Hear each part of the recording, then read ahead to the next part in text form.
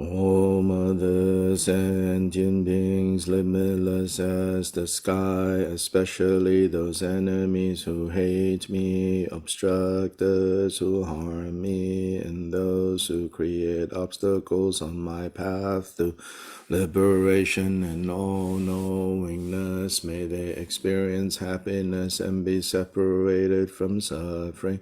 I will quickly establish them in the state of the most perfect and precious Bodhi. All mother sentient beings limitless as the sky, especially those enemies who hate me, obstructors who harm me, and those who create obstacles on my path to liberation and all-knowingness. May they experience happiness and be separated from suffering. I will quickly establish them in the state of the most perfect and precious Bodhi. All mother sentient beings as the sky, especially those enemies who hate me, obstructors who harm me, and those who create obstacles on my path to liberation and all-knowingness. May they experience happiness and be separated from suffering. I will quickly establish them in the state of the most perfect and precious Bodhi. All mother sentient beings limitless as the sky, especially those enemies who hate me, obstructors who harm me, and those who create obstacles on my path to liberation and all-knowingness. May they experience happiness and be separated from suffering. Quickly establish them in the state of the most perfect and precious Bodhi. Thus, until I achieve Buddha, I engage in virtuous deeds with body, speech, and mind. Until death, I engage in virtuous deeds, body, speech, and mind. From now until this time tomorrow, I engage in virtuous deeds with body, speech, and mind.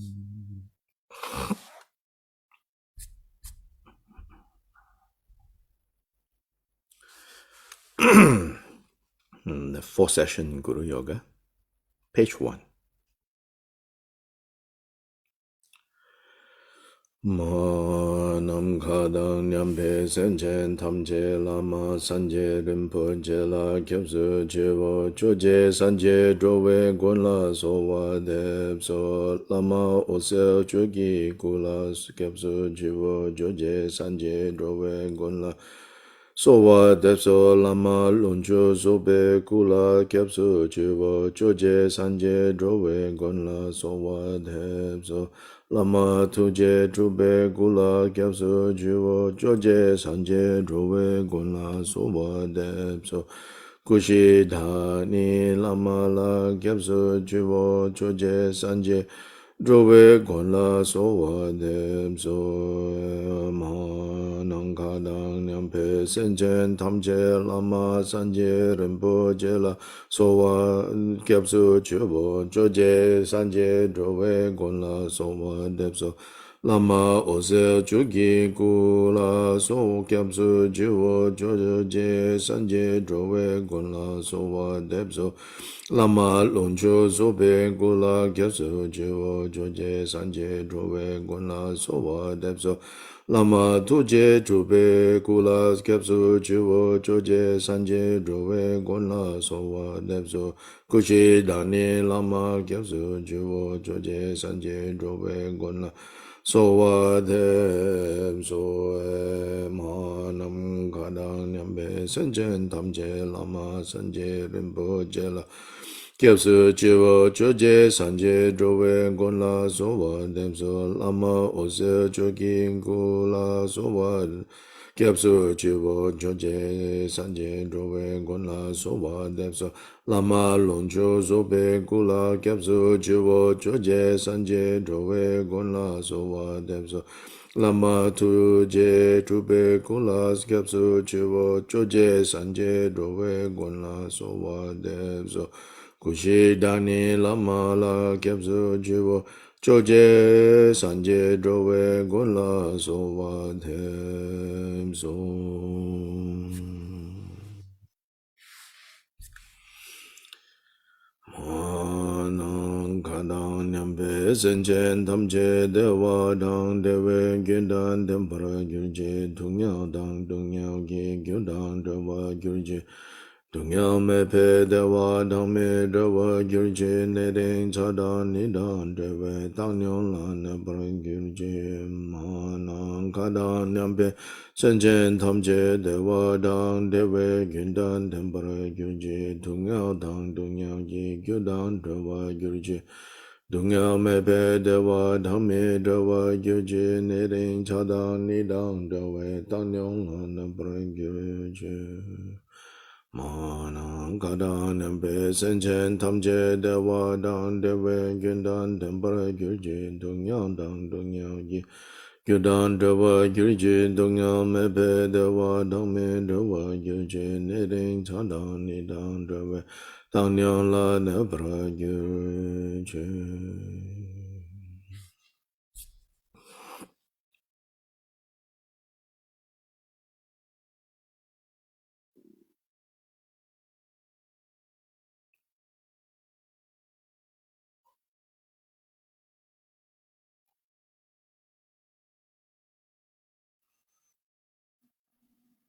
Now page 4.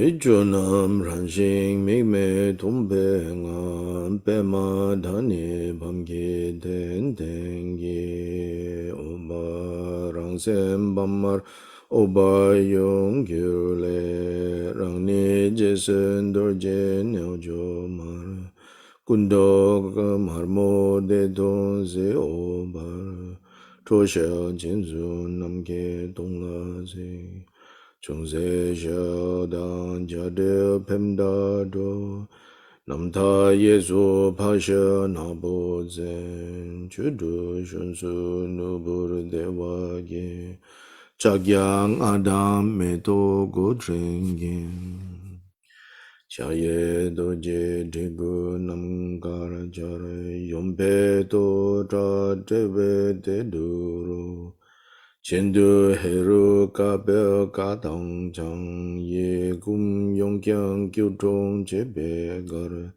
de dong o ma tu pe long du kien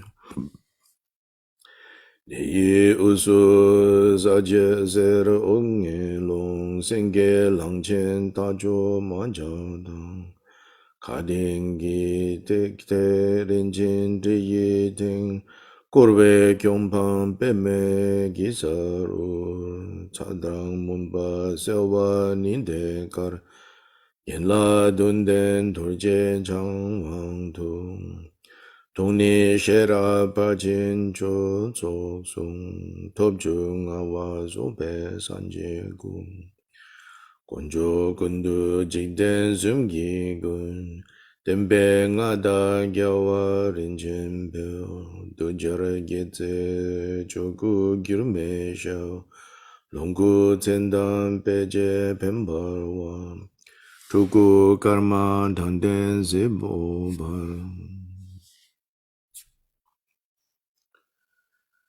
Tempe ngada chogo namsum dang Pagnor dunden kudo shaga so Kata gyurme wangi gomshala tekpa gyuzo sargi genden nam Chaye de dupong ruwe sa donze Yompe tingzen yome nyamsha kya Siji si tapang dorje kyutung shu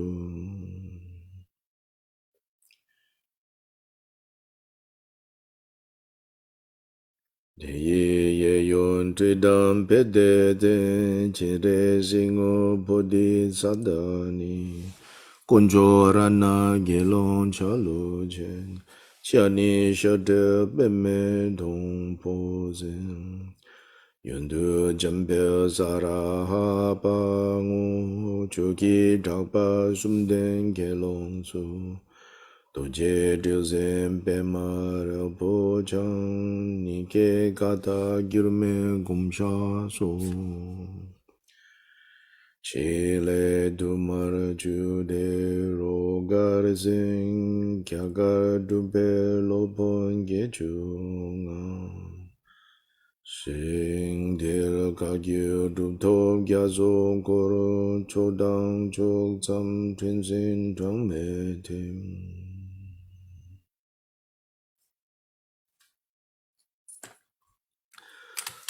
Za yi de pe cha kyu ying ne ku hong ki zhuo wa ge se ten la jom pam ye tu je tse me ge bar shu ho yi zhuo du ze kyung sum dang yo tu je zhuo we dun tu ge bar shu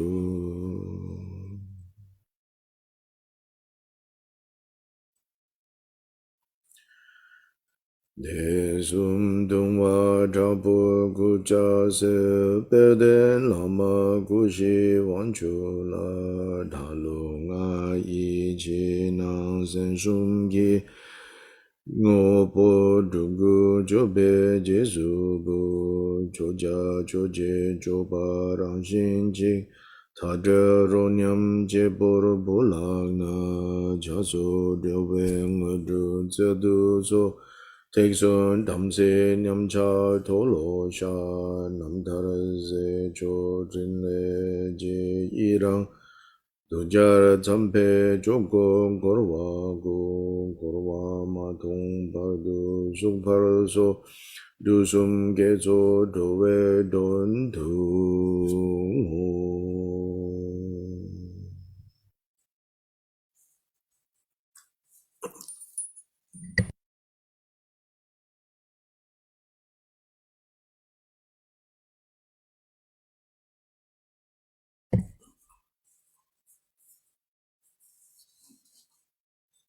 Now page 13.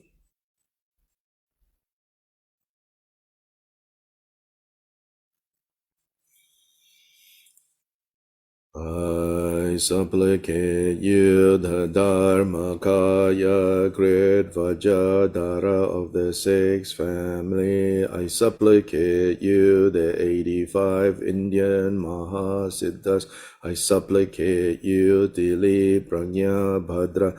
I supplicate you, Naropa Siddhi. I supplicate you, Marpa of Lotsawa, the translator.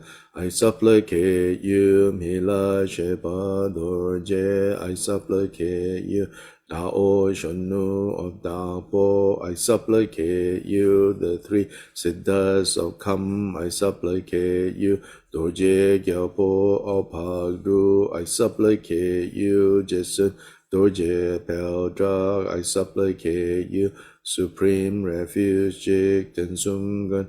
I supplicate you, Dharma Lord Ratna Shri. I supplicate you, Kenchen Sutrim Dorje. I supplicate you, Onchen Sonam Dragpa. I supplicate you, Chenga Dragpa Jungne. I supplicate you, Chung O Dorje Dragpa. I supplicate you, Toka Rinchen Senge. I supplicate you, Samje Gampopa Sönam, I supplicate you.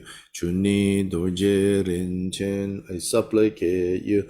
Tuku Dorje Gyalpo, I supplicate you. Nirni Chuki Gyalpo, I supplicate you. Shenyan Tondru Gyalpo, I supplicate you. Rinchen Pelgi Gyaltsen, I supplicate you. Chogyal Rinchen Pelzang, I supplicate you. Ringsin Chuki Gyatso, I supplicate you, Gyawang Kunga Rinchen, I supplicate you, Rinchen, Jigten Rinchen Punso, I supplicate you, Rinchen number Gyawa. I supplicate you, Pinchen Pyagi Gyaltsen.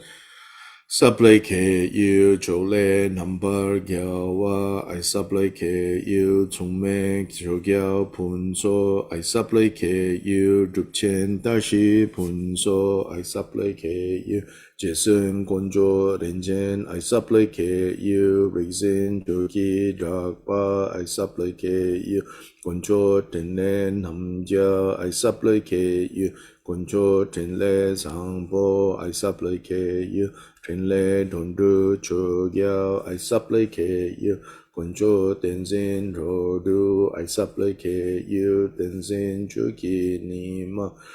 I supplicate you, Kyabda Pime Gyaltsen. I supplicate you, Jamyan Choki Gyaltsen. I supplicate you, Druwang Choki Gyaltsen. I supplicate you, Rinchen Tembe Zegen. I supplicate you, Gyalwang Tugje Nima. I supplicate you, Rixin Nuden Turje. I supplicate you, Jason Choki Lodro. I supplicate you, Gyalcho Shive Lodro. I supplicate you, Jason Dhammakaya. I supplicate you, Tisab Tenzin Tubten.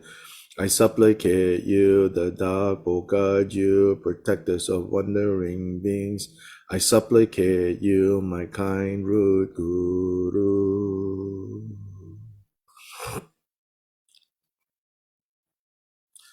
Look upon me from afar with eyes of compassion, reckless and mundane, although I meditate on the rarity of the freedoms and endowments, I still squander away my life. Look upon me from afar with eyes of compassion, reckless and mundane, although I meditate on impermanence and death, I still fixate on composite phenomena as permanent. Look upon me from afar, eyes of compassion, reckless and mundane, although I meditate on the unmistaken nature of cause and effect, I still pervert what to adopt and what to abandon. Look upon me from afar with eyes of compassion, reckless and mundane, although I meditate on the sufferings of cyclic existence, I still take the way to the lower realms. Look upon me from afar with eyes of compassion,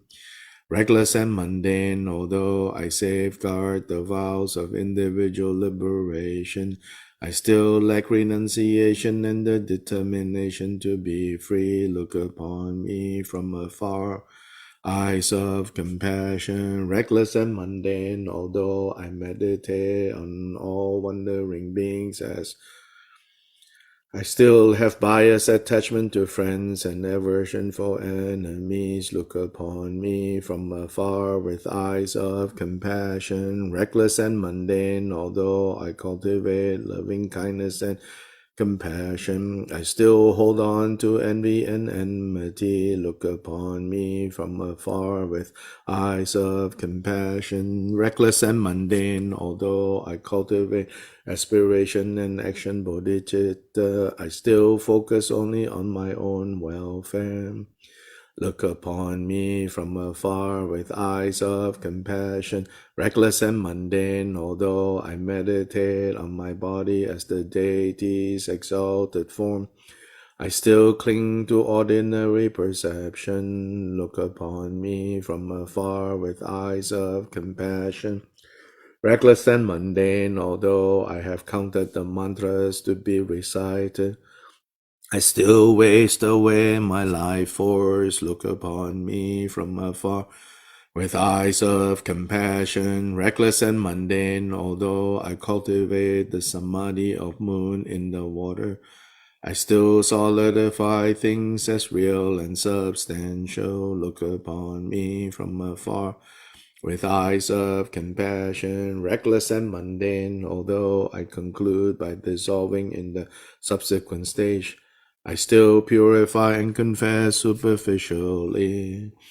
Look upon me from afar with eyes of compassion, Reckless and mundane, although I meditate on my own mind as free from elaborations, I still have conceptual attitudes. Look upon me from afar with eyes of compassion. Reckless and mundane, although I cultivate, not grasping at whatever arises, I still affix an artificial watchfulness. Look upon me from afar with eyes of compassion.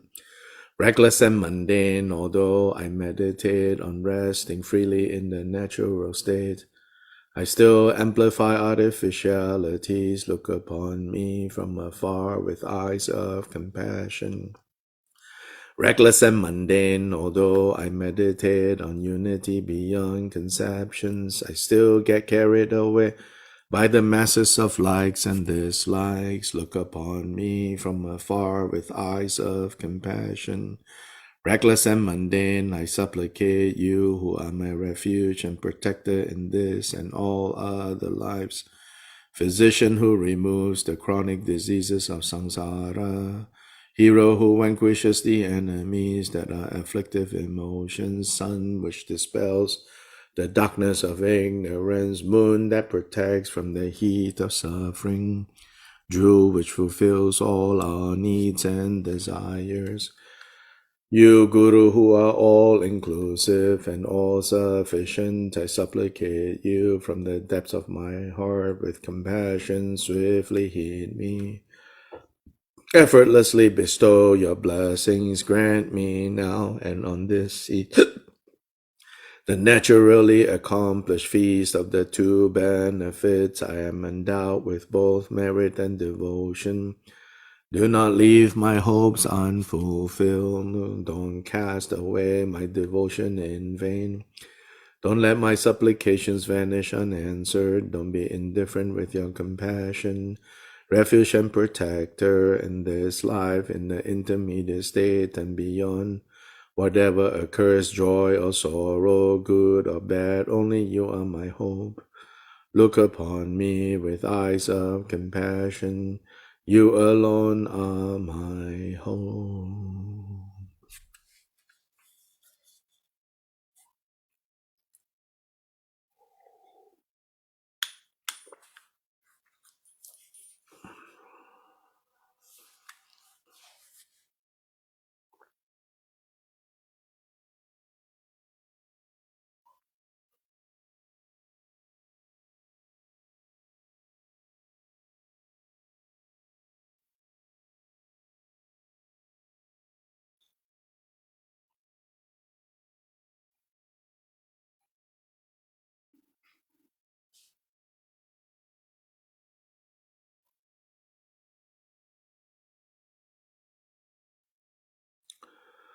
I supplicate you, supreme refuge, Jigten Sumgon. I supplicate you, compassionate Garvang Kunjo Ratna. I supplicate you, gentle protector, you true Dharmakirti.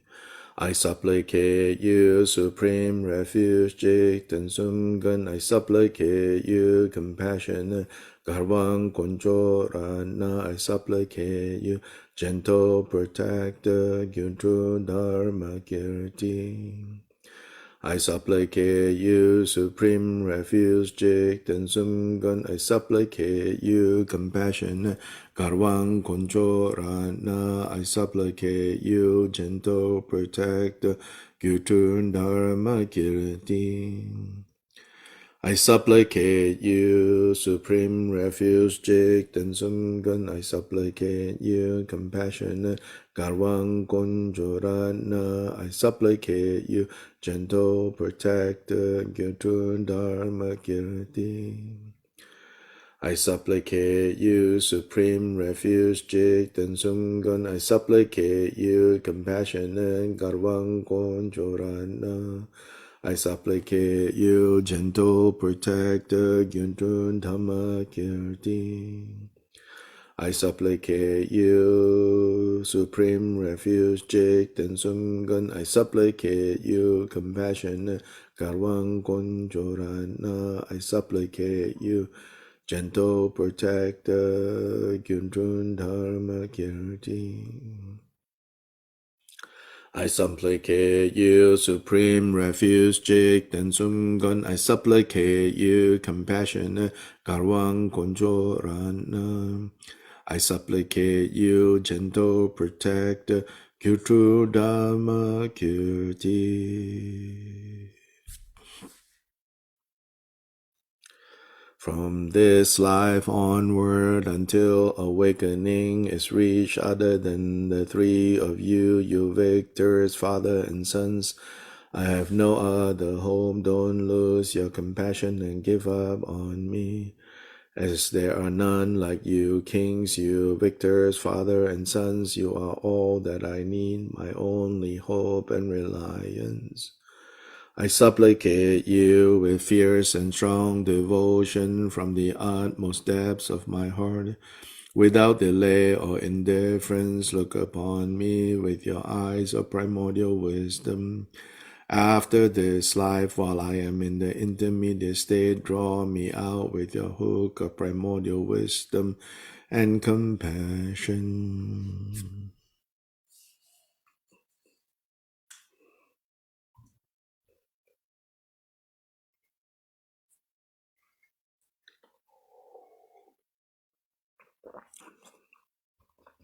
Now please read through this section yourself all the way to page 41.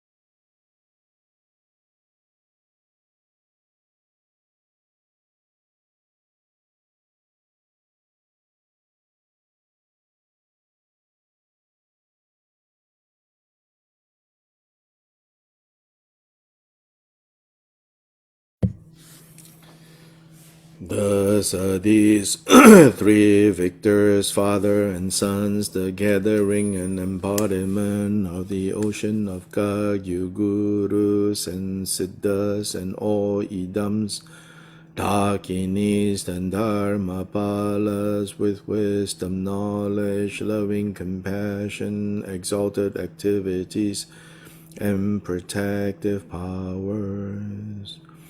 By your blessings, bless me and all sentient beings so that our minds turn to the Dharma. Bless us so that the Dharma turns into the Dharma. Bless us so that the Dharma enters the path. Bless us so that the path clears confusion. Bless us so that confusion dawns as wisdom. Bless us so that all our karmic and afflictive obscurations and our cognitive obscurations and habitual obscurations are cleared over now. Bless us so that they are cleared on this seat. Bless us so that they are cleared in this session.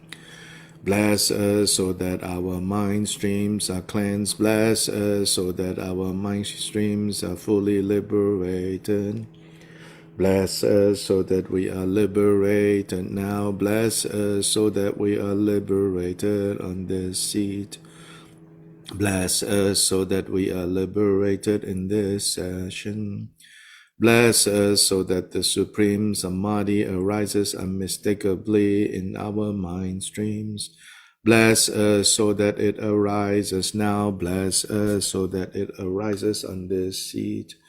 Bless us so that it arises in this session. Bless us so that the unmistaken supreme primordial wisdom arises in our mind streams. Bless us so that it arises now. Bless us so that it arises on this seat.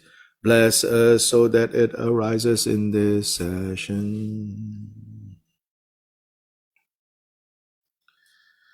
Hear, O sublime, glorious Guru, from your forehead center white lights emanate, dissolving into my forehead immediately, fully cleansing my body and my waking state of their obscurations, and planting the seed for the Nirmanakaya, the exalted body Vajra. The Guru's exalted body and my body are inseparable. This is the indestructible appearance, emptiness, Kaya Siddhi. Hear, O sublime, glorious Guru, from your throat center red lights emanate, dissolving into my throat immediately, fully cleansing my speech and my dream state of their obscurations, and planting the seed for the Sambhoga Kaya, the exalted speech Kaya. The Guru's exalted speech and my speech are inseparable. This is the indestructible sound emptiness, Vaka Siddhi. Hear, O sublime, glorious Guru, from your heart center blue lights emanate, dissolving into my heart, immediately fully cleansing my mind and my deep sleep state of their obscurations, and planting the seed for the Dhammakaya, the exalted heart Vajra. The Guru's exalted heart and my mind are inseparable. This is the indestructible clarity, emptiness, Chitta Siddhi. Hear, O sublime, glorious Guru, from your navel center, golden lights emanate, dissolving into my navel, immediately fully cleansing my equipoise mind and the moment of transition of their obscurations. Having ripened the Swabhavika Kaya, the three primordial wisdom Vajras, and my body, speech, and mind are inseparable. This is the indestructible bliss, emptiness, Sarva Siddhi. Here the retinue dissolves like breath on the mirror disappearing. The glorious Guru's exalted body dissolves and furthermore turns into beautiful masses of five-colored lights, resplendent like 100,000 suns. These lights dissolve into oneself. Immediately you are blazing in various colors of light, bright lights and rainbows fill the 3,000-fold universes. This is the indivisible unity of clarity and emptiness, just as it is, primordially free from elaborations, the great middle way, seal and perfection. Don't be confused by the names, their meanings are identical, the indivisible unity of primordial wisdom. Evam Maya Alalaho.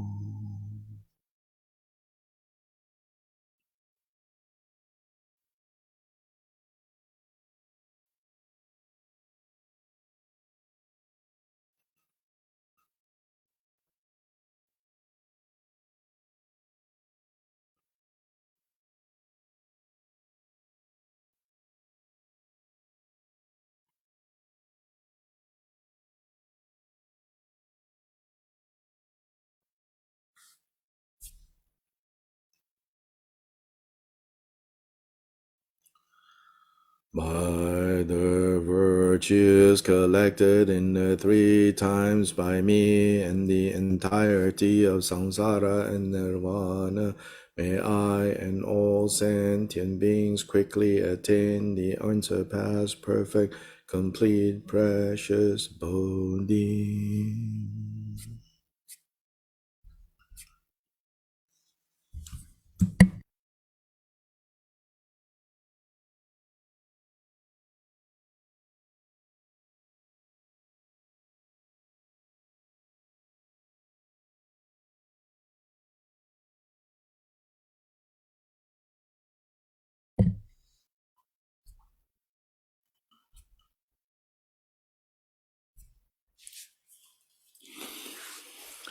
So yesterday we looked at the sevenfold worship or puja, those seven elements.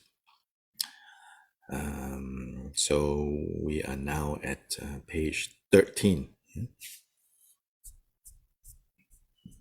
Let me check one thing.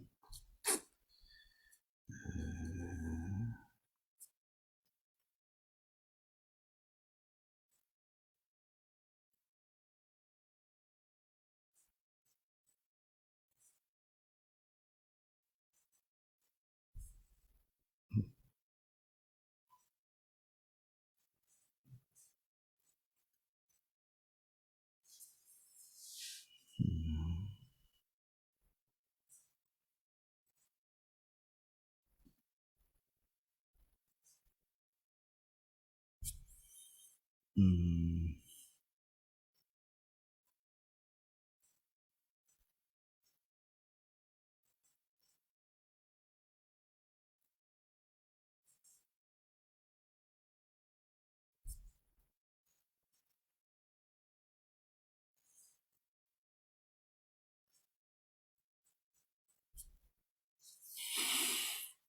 hmm.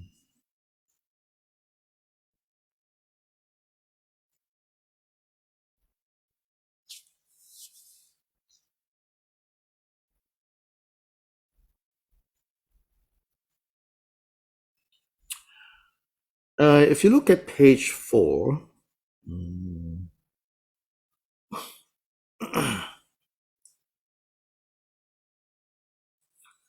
at the top in the transliteration, Pema Dani Bamgi Denten Zi, second line. At the end of the first line, Pema Dani Bamgi Denten Zi Obar. Obar is extra, so you can delete Obar. It's also in the Tibetan. I think it's a mistake there. First thing is that it then makes that line 11 syllables instead of the 9 syllables that is in each of those lines. The obar means like, brilliant, bright, and it's not there. In terms of meaning, it's not needed there. Next line, it says, Rangsem Bam Mar Obar, like my own mind as a bum, bright bum, red bum syllable. So there is the red, brilliant, bright bum syllable. Yes, but this other obar is a stray obar, so you can delete that obar.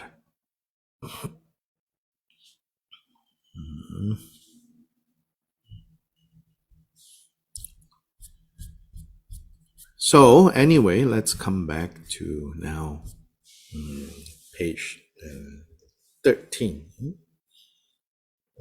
So page 13 is where the start of this golden lineage supplication to the golden lineage. Golden lineage or Setreng. Setreng is a common phrase. Golden means golden rosary, golden rosary lineage. Chengwa is mala. Chengwa. So Ser Treng is short for Ser. Ser is golden. So the golden mala lineage. So there then, each of the names mentioned there is one of these malas strung together, and they become the golden mala lineage. So the idea of continuity and uninterrupted from bead to bead to bead to bead. So particularly the lineage in Kagyu materials across the different Kagyu traditions, they all speak of this lineage as the golden mala lineage, the golden rosary lineage, the certain lineage. So here it begins with the first to the Dhammakaya. To you, the Dhammakaya, great Vajradhara of the sixth family. Sixth family is the five, the usual five, and then the six that subsumes, that includes all the other five. So again, Vajrayana is always, plus one. 3 plus 1, 4. 4 becomes 5. Then 5, now 6. Actually, it was like normally when we talk about the 5 Buddha families, right? It's actually 1, the central family, emanates out into the 4. Yeah, so the Buddha family or the Tathagata family in the middle, emanating out in the eastern direction, the Vajra family, in the southern direction, the Ratna family, in the western direction, the Padma family, and then in the northern direction, the Karma family. So in earlier sources, you will come across references to the 4 families. Then even earlier Vajrayana materials, you don't see 4 families, you see 3 families. And the 3 families are the Buddha or Tathagata family, the Vajra family, and the Padma family. So there, those 3 families, so the Buddha family or the Tathagata family is the body, the Vajra family is the mind, and the Padma family is speech. So then that gets elaborated into the 4 families. And the 4 families are the Vajra family, the Padma family, already those are there. And then the Buddha family is considered the source of these 4. And so it's in the center. Then they add 2 more to make it 4, which is the Ratna family and the Karma family on the south-north axis, so to say. Then, very quickly, those 1 emanating out to 4, you have this notion of 5 Buddha families. And that's the most often one that we these days hear about, the 5 Buddha families. Now the 6th family. So the 6th family is Vajradhara at the head of that, and sometimes Vajrasattva at the head of that. So it's a superlative, So the great Vajradhara, who is the primordial Buddha, which in other words, it's a personified of the principle of the awakened state as it is. No matter how many sentient beings have realized this state or not, this primordial state of primordial awakened state doesn't change, doesn't become more awake or less awake. So this is the Dhammakaya. And the Dhammakaya is what ultimately we are striving to realize, to see that our own minds is the Dhammakaya.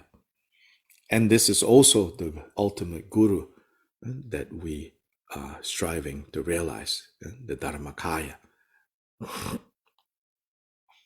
Then, from the Dhammakaya, the next, now into the level of the human realm, where so principally, right, this supplication is to the guides, the gurus, the guides, the lineage masters that have appeared, and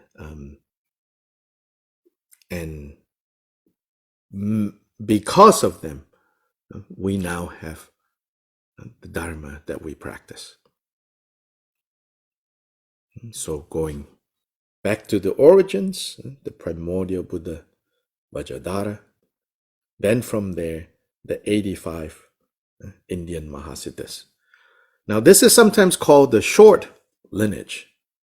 Why? Because obviously between Vajradhara and the 85 Indian mahasiddas, there were many other figures, including, Buddha Shakyamuni. But here we are to understand that Buddha Shakyamuni and Great Vajradhara there's no difference. Yeah, you can think of Great Vajradhara as the Vajrayana way of understanding Buddha Shakyamuni. And conversely, you can think of Buddha Shakyamuni as the Sutrayana way of understanding Great Vajradhara. So it's a short lineage because even between Shakyamuni and the 85 Mahasiddhas, there were many other masters, right? So this is sometimes called the shortened lineage, the abbreviated. So then you have the 85 Indian Mahasiddhas. More commonly, you hear about the 84 Mahasiddhas, but it's not entirely unknown. This 85, and sometimes 80. Most commonly, 84. You do come across 85 and also 80. Then specifically, these 80, 84, 85 Mahasiddhas, they in particular were the teachers and practitioners. First they were practitioners, then they became teachers. And they were teachers and practitioners of Vajrayana and of mahamudra. In a way, most importantly, they were teachers of mahamudra.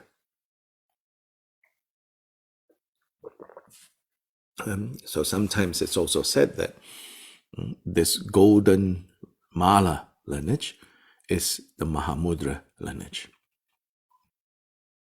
also sometimes called the practice lineage. Practice actually is the translation for Drupgyu, a practice lineage, but it's an inadequate translation because the Tibetan word drup carries two meanings. You could say, that there's like alluding to not just practice, but also achievement. Practice and achievement. So it's implied there. Yeah. Anyway, it's a lineage that is based on practice and realizing, achieving. Yeah. So then,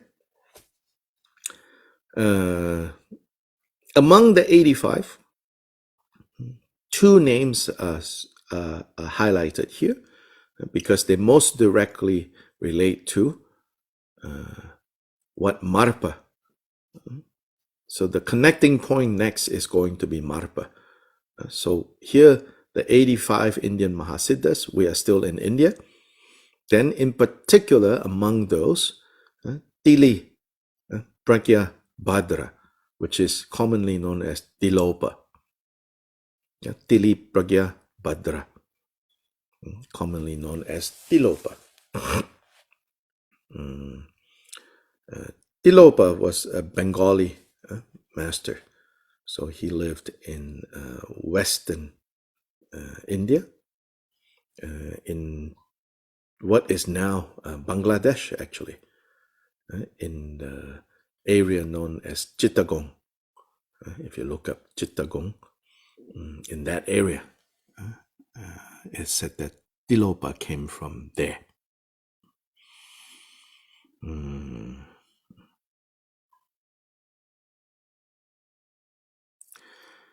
The biographies or hagiographies of Tilopa have been translated. You can easily find them.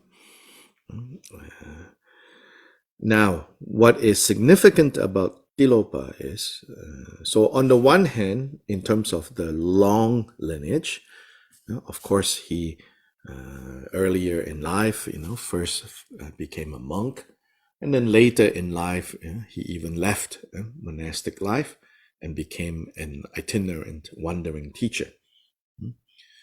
You can't exactly say that he went from being a monk to being a lay person. Neither was he a lay person, neither monk nor lay, so to say, in this kind of vague, unclear status. So obviously before he became a monk, he was a lay person. Then very young, he became a monk.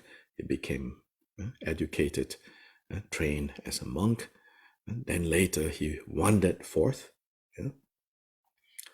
further wandering forth, and became this itinerant wandering yogi. And at a certain point, sometimes in the Vajrayana training, it is said that the trainee, under the instructions and guidance of his or her teacher, is sometimes advised or recommended to take on a lifestyle that is unencumbered. This is like the final hurdle. That means to even overcome your attachment to your identity as, I'm a monk, I'm respected by people, so on and so forth. And so then you have to even throw that to the wind. So this is the maybe the basis for sometimes what people call crazy wisdom. But these days, I think it's mostly just crazy. I'm not sure about the wisdom side. Mostly just crazy is still okay, but then sometimes crazy gets mixed up with the 8 worldly concerns, and then manipulative things happen and harm comes from there. And that's most unfortunate. But there is, this tradition, there is a time and place for one's training where, guided by the teacher, you are told to now, for a period of time, if not for the rest of your life, but for a period of time, you leave behind even your identity as a monk, as a good monk, or good nun, or, just go and do this, what's called the unencumbered conduct. So Tilopa went in that direction. Then it is said that Tilopa had 4 special kind of focus, 4 special body of Vajrayana trainings that he received from 4 teachers. So this is sometimes called in Tibetan kabab-shi. Shi is 4.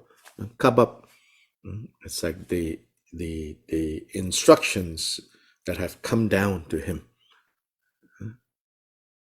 And he practiced these 4 sets of teachings and practices so well that he, in all 4 cases, it said that he came. The expression is that he came face to face with Vajradhara and was directly, kind of like you could say, authenticated. His realization was directly authenticated by Vajradhara. So that's why often in this mahamudra lineage, we go from Vajradhara to Tilopa, because it said that Tilopa had a direct confirmation, so to say. All these kind of symbolic, poetic language. We have to be careful not to turn this into some kind of theistic revelation. Like Mahavajradhara, Great Vajradhara, is just a substitute, for God.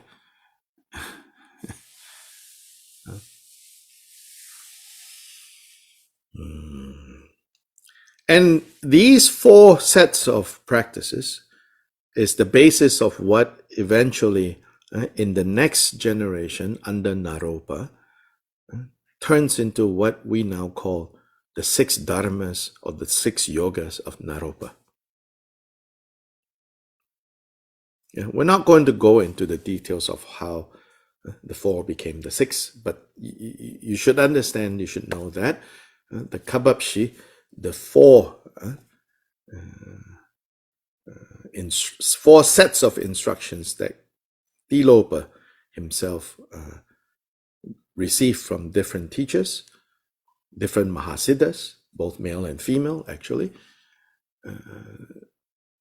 that they became the basis for his disciple Naropa's codifying them into what's known as the 6 yogas or the 6 dharmas. Narochudruk, so it's literally the 6 druk is 6 chu dharma, the 6 dharmas of Naropa. So next generation is Naropa.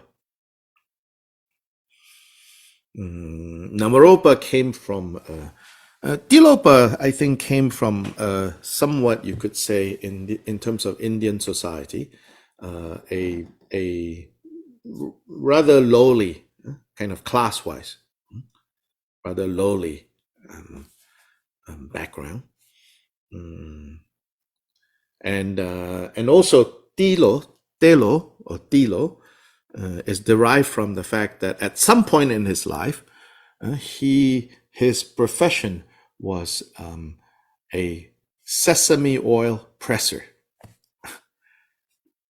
That his job was pressing sesame seed to produce oil, and that at that time, that's considered the work of a lowly caste. Yeah. Naropa, on the other hand, came from a royal background. And then again, like Tilopa, he entered the monastery and he was well provided for in the case of Naropa because he came from royalty.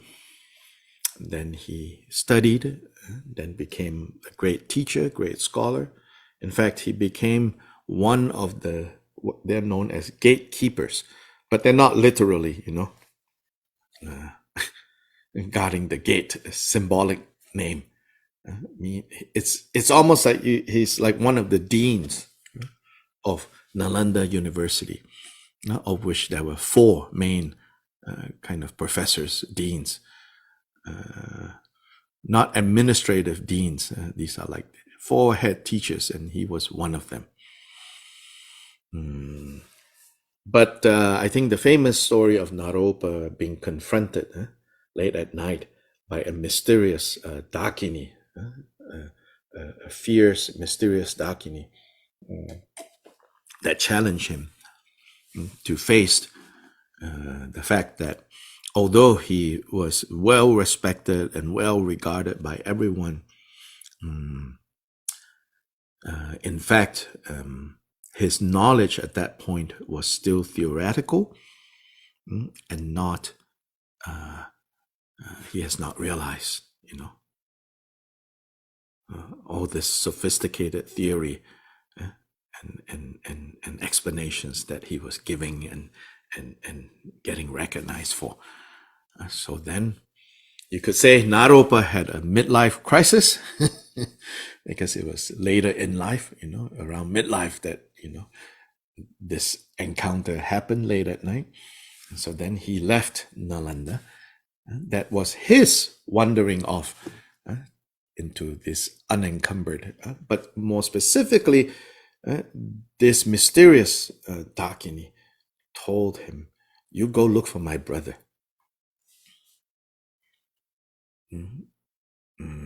Called Tilo. He can help you. So then Naropa eventually met Tilopa. So again, the hagiography or biography of Naropa has been translated. So there you can read about all the trials and tribulations that Tilopa put Naropa through. It's called the 12 great trials and the 12 minor. So over a period of time, sometimes said to be 12 years, Tilopa trained and challenged Naropa until Naropa became a suitable vessel for receiving all of Tilopa's knowledge and realization. Then, as I said, then Naropa himself codified these into what's known as the 6 dharmas, the 6 yogas. Next on page 14, so this is the beginning of the Tibetan transmission. So Marpa, who lived in the 10th century, was a self-made man, meaning he did not come from an aristocratic family. He came from this area called Lodra. Lodra is in southern Tibet, so closer to the kind of the Indian side, but nonetheless in Tibet, Lodra. He was a self-made man. He was very good at accumulating wealth. In fact, contemporary sources would criticize him for being very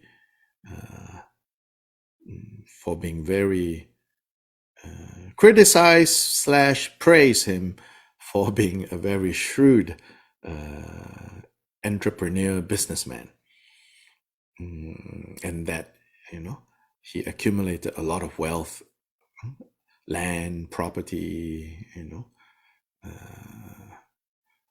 gold, silver. But Marpa was doing this because he wanted to go receive the various transmissions from India. At that time, Marpa lived in a time where Buddhism had already been introduced into Tibet a couple of centuries back, during the time of King Trisong Desen. And that is the time of Guru Rinpoche. So a couple of centuries before Buddhism was already introduced to Tibet. But Marpa lived at the time where it's at the end of a period in Buddhist history in Tibet where Buddhism was in a state of decline. Marpa was the beginning of the renewal period, sometimes called the second transmission of Buddhism to Tibet, in which Marpa was one of the key figures involved in the second transmission of Buddhism to Tibet, whereas Pemasambhava, Shantarakshita, Kamalashila, Berojana, some of these names might be familiar to you, and King Trisong Desen, Dakini Yeshe Sogyal, They belong to the first wave, the first transmission. Between the first and the second, there was a decline, a state of decline, not just for Buddhism, but for Tibetan civilization, because the royal dynasty that Trisong Detsen was part of basically collapsed after Trisong Detsen. And so then Tibet fell into what's sometimes known in Tibetan sources as the Dark Ages. So emerging from the Dark Ages is Marpa among many other figures. So on the Tibetan side, Tibetans were coming down to Nepal and India to import the Buddha Dharma back to Tibet, to revive the Buddhism in Tibet. And on the Indian side, Indian teachers started to go towards Tibet. Most famous among them, Lord Atisha. In fact, Marpa, on his way to Nepal and India, actually met Atisha, according to their biographies, actually met Atisha in the border region. And when Marpa learned that this was Atisha, then Marpa asked Atisha, I want to go to India. And in particular, I know there is this one teacher called Naropa. Do you know where he is? Atisha said, yes, of course. He is also one of my teachers, but he has left Nalanda. So not so easy to find these days. In fact, Atisha said to Marpa, why don't you come with me? No need to go to India. Come with me because I need a good translator. And you seems capable, come with me. But Marpa said, no. I need to go to India and Nepal myself. So anyway, Marpa, an entrepreneur, a businessman, a family man, a landowner. So he was the connecting point. So he eventually went to India and Nepal 3 times, 3 separate trips. And it said that spent much of his resources that he collected, much of his wealth was for the purpose of obtaining the Dharma from India and Nepal. And if you read the biography of Marpa, as well as the other masters during that time, you will see that, whether you like it or you don't like it, I don't know, I leave it to you. The Tibetans obtained the Dharma with great investments, meaning they always brought gold, which the Indians prized and loved. And it seems like the Indian masters always demanded gold. You want this teaching? It's going to cost you this much. You want that teaching? It's going to cost you that much. And so the Tibetans, for sure, spend a lot of their wealth in obtaining the Dharma. There was no free Dharma available. Today, if I ask you to pay, you're like, I don't know, what kind of charlatan are you? People run away. But of course, you pivot yourself differently than you offer these workshops, right? People will pay you 5,000 for a weekend. There's something to be said about having paid 5,000. You will make sure that what you got works, as opposed to you paid $5. If you pay $5, that's the problem, You pay $5, you're like, I don't think it works,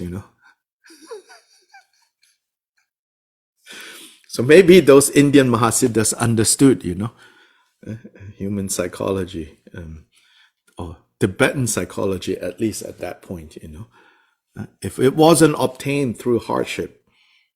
Now you see, Marpa did the same with Milarepa, but Milarepa didn't have money. So Marpa understood that.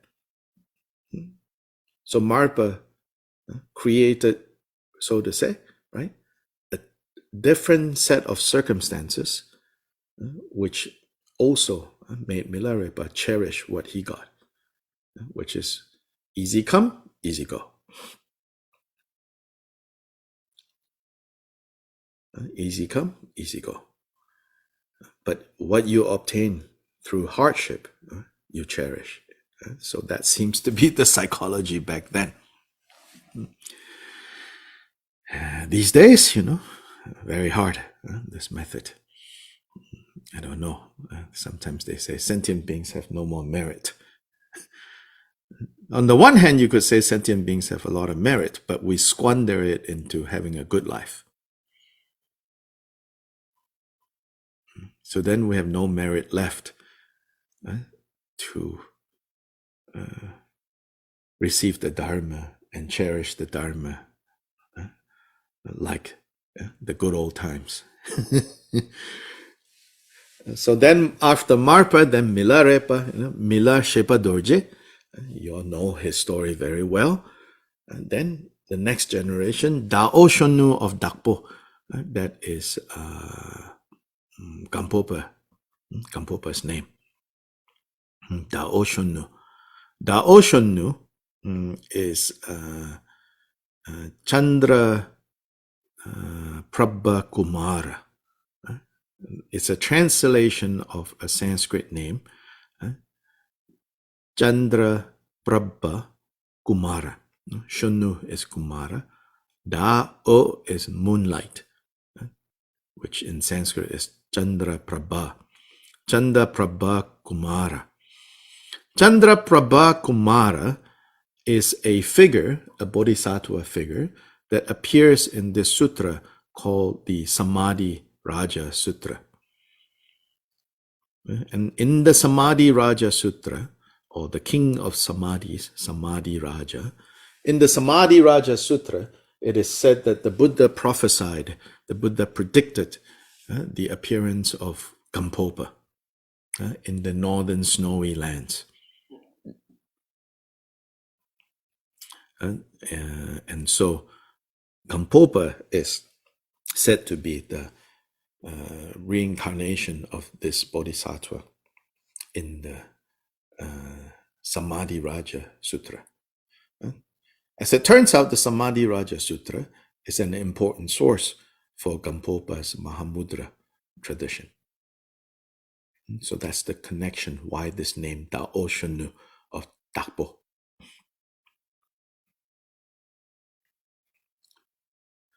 Then from Gampopa, he had 3 heart disciples. 3 heart disciples, and all 3 of them came from eastern Tibet. Gampopa is from south central Tibet. Dakpo is in south central Tibet. Gampo is like the name of a mountain in that area. So sometimes Gampopa is also called the physician from Dakpo, because Gampopa earlier in life was a very famous doctor, doing very well, helping a lot of people. He was a family man with 2 kids, I think. But then some terrible epidemic came through, so that he wasn't even able to save, to protect his children and wife, and they all died. And that trauma, that shock, turned him in the direction of Dharma. He's like, I know the medicine that cures diseases, but even that I could not help my family. So then he decided he has to master the real medicine, which is the Buddha Dharma. So then first he became a monk in the Kadampa tradition. After training with his Kadampa teachers for many years, then he sought out Milarepa. So Gampopa then combined his Kadampa training with the training he received from Milarepa. And so then we have Gampopa's tradition. So most Kagyupas today are spiritual descendants of Gampopa. And Gampopa himself held these dual identity, so to say, this hybrid identity of a Kadampa monk, but a Kadampa monk strongly influenced by Milarepa, this wandering itinerant yogi tradition. In these lineage prayers, often the Kadampa's influence and Atisha's importance is sometimes eclipsed. Yeah, like here, right? In the names, Atisha doesn't appear. And Gampopa's immediate Kadampa teachers also don't appear in these lists. And sometimes, these lineage prayers can also obscure. I mean, not intentionally, but as a side effect, kind of obscure. And also often, we look at this and we think, this transmission is like a pipe, just one direction. Actually, for every name that you hear here, every name listed here, every one of them had more than one teacher. They were influenced by so many at every name here. And then every name here represents one generation, generally speaking.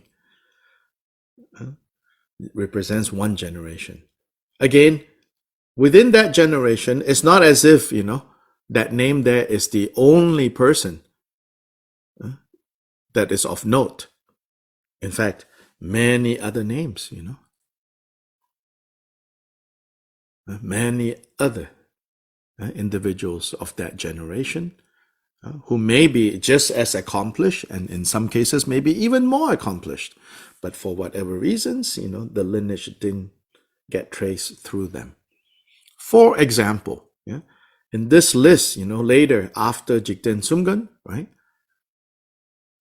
His key disciple, Sherab Jungne, the one that compiled all his teachings, the one that most importantly put together the Gongchik, he doesn't appear his name in any of these lineage prayers.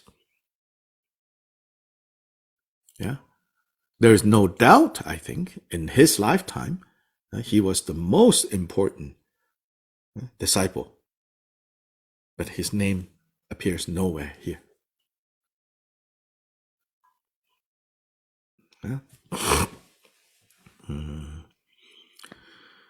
So after here, on page 14, after Dao Shunu of Dakpo, I supplicate you the 3 Siddhas of Kam.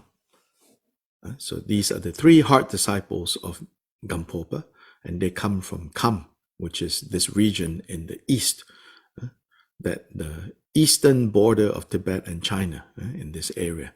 And so who are these 3? One is Phagmodrupa.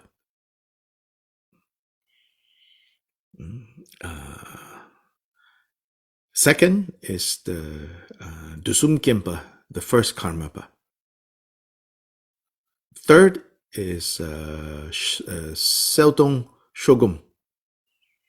Seltong Shogum, unfortunately, his spiritual descendants did not continue. Obviously, in his own lifetime, he had students, but then that lineage didn't flourish. This Seltong Shogum.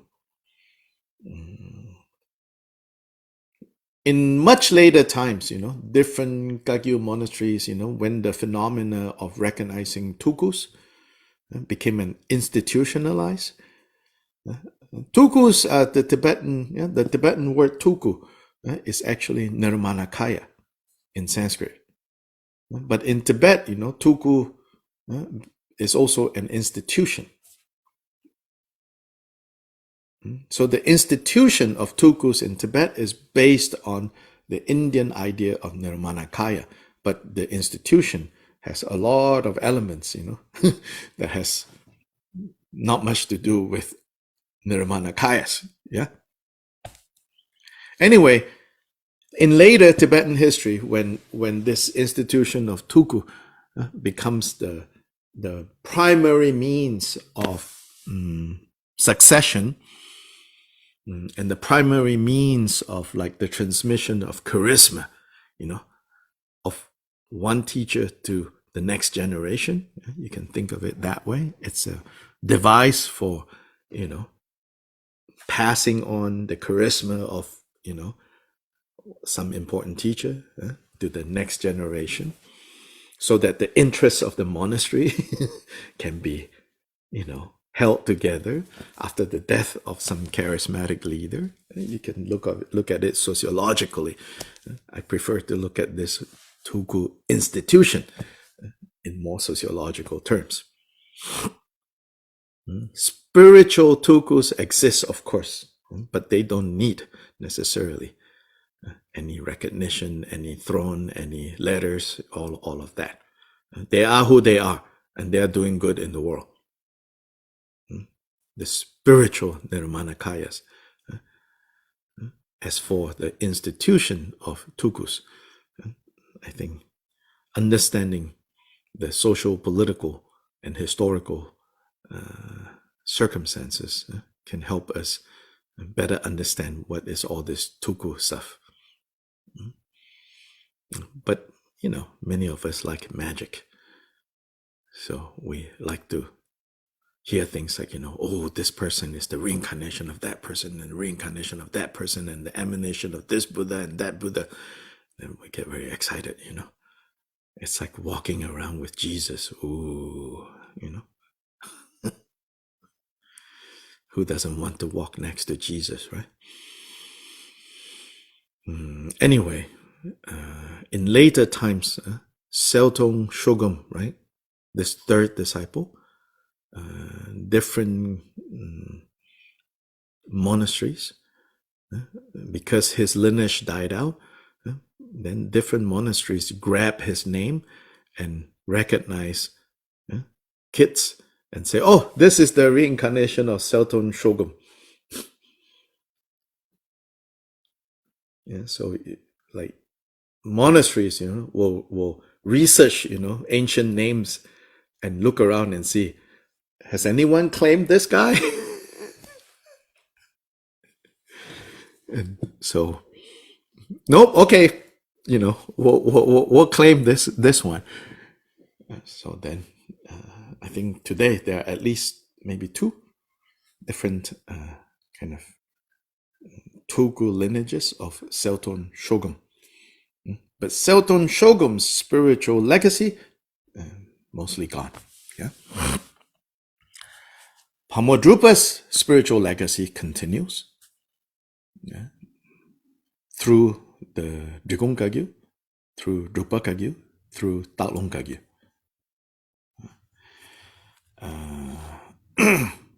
Of course, Dusung Khenpa, the first Karmapa spiritual legacy continues through the Karmapas.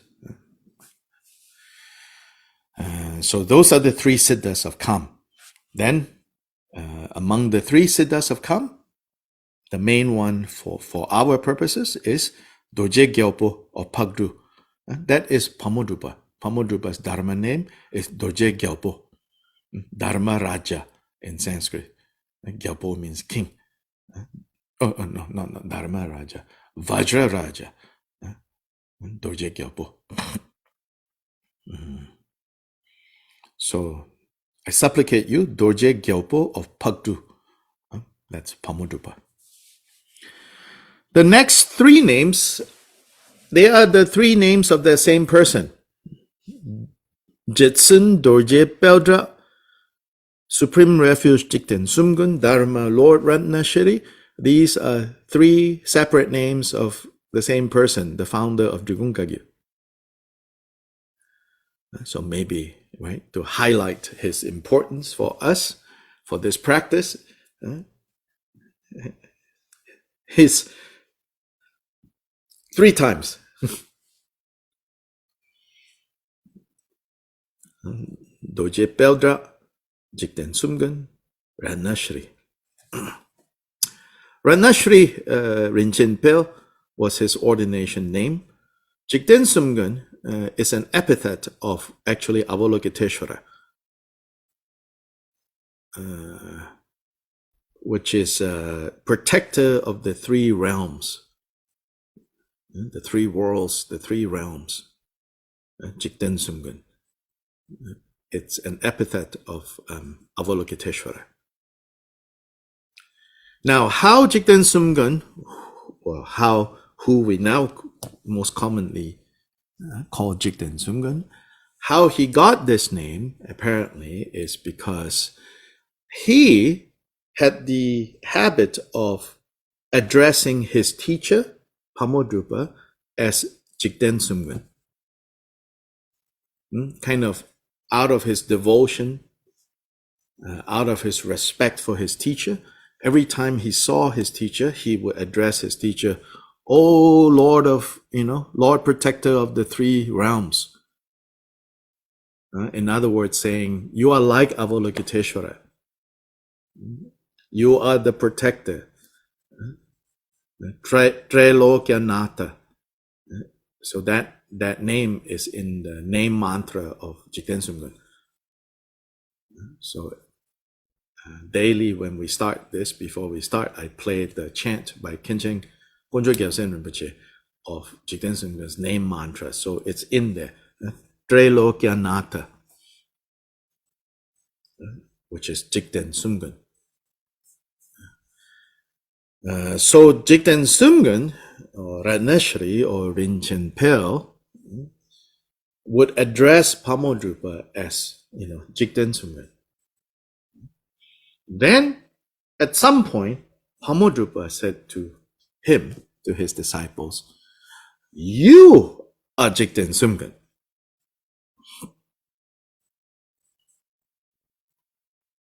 And so then, Jigten Sumgon's students, then use that name to refer, to address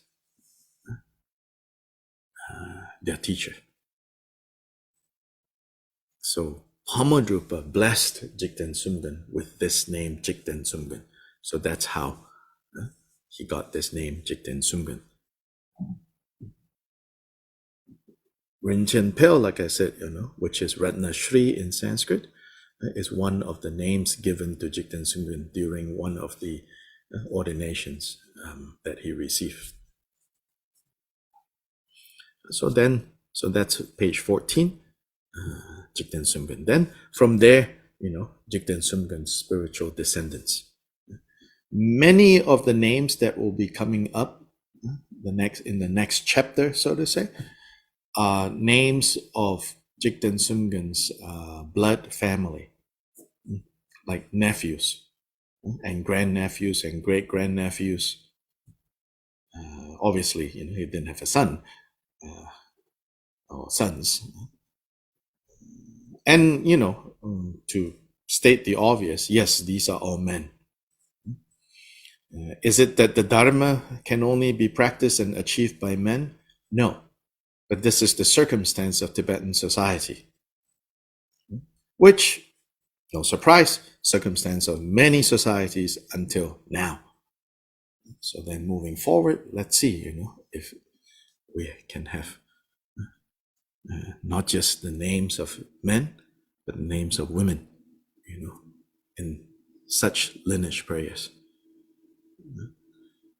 There is no doubt whatsoever, when it comes to practicing and achieving the results of Dharma, men and women, there's no difference. But because of the circumstance of Tibetan society and history, these are all names of men. But remember, even someone like Sherab Jungne, so important, is not in here. The most important successor of Jigten Sumgon, not here. But he is part of the next generation. And the name in that next generation is, on page 15, Khenchen Sutrim Dorje. Khenchen Sutrim Dorje. So he is in that generation. So we should also understand that with each name, even though we only say one name, right, we should really think, when I say that one name, when I supplicate that name, also I am thinking of, referring to, and recognizing all the others from that generation, so to say. So that now it's not just one tiny little pipe coming down to us.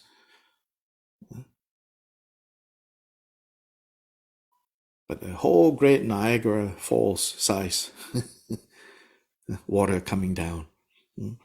It's just that if you need to say all the names, then there's no end to this prayer. And so here today, we're going to stop here. So tomorrow we will continue with some of these names, give you some slight ideas, who these individuals are, who these lineage masters are.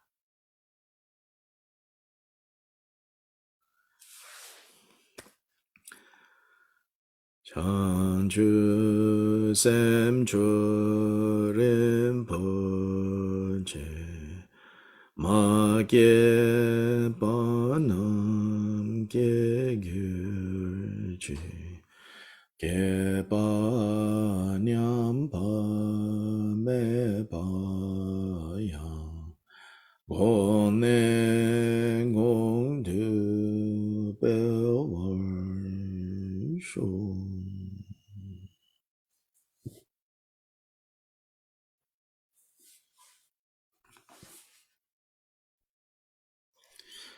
Goodbye, everyone. Bye. Gracias. Thank you, Dr. Lai. Thank you. Gracias, Dr. Gracias, Dorje Gyalpo.